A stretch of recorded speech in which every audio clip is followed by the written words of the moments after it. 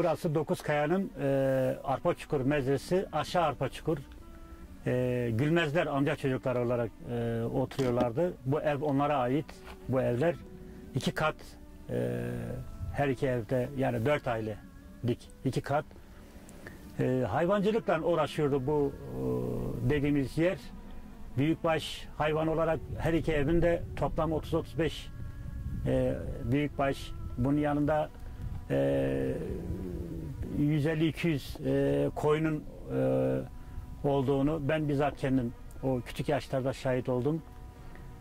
Bir çayırlıkları vardı. Bir ay boyunca tırpanlarla bu çayırlıkları 3-4 kişi biçerdi. Köyümüze tekrardan yeniden dönmek, buraları tekrardan yeniden insanların yaşamak istiyoruz. Özellikle yurt dışında olan bizim bu Gülmezler ailesinde olan dostlarımız, amca çocuklarıma sesleniyorum. Bunların mutlaka gelip kendi köylerini görmeleri, gelenek ve törelerini devam ettirmeleri, diğer mezrelerimize gelen diğer köylerimiz gibi onlar da buralara mutlaka gelip görmeleri lazım. Yani tabii insan böyle duydukça üzülüyor.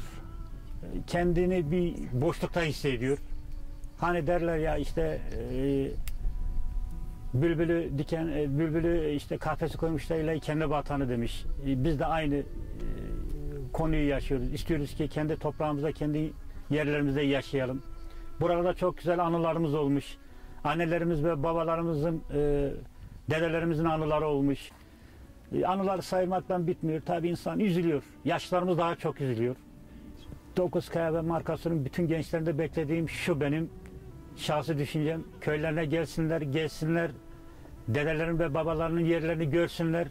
Onların tekrar yaşam biçimlerini değerlendirsinler. Bunu çeşitli alanlara taşımalarını istiyoruz.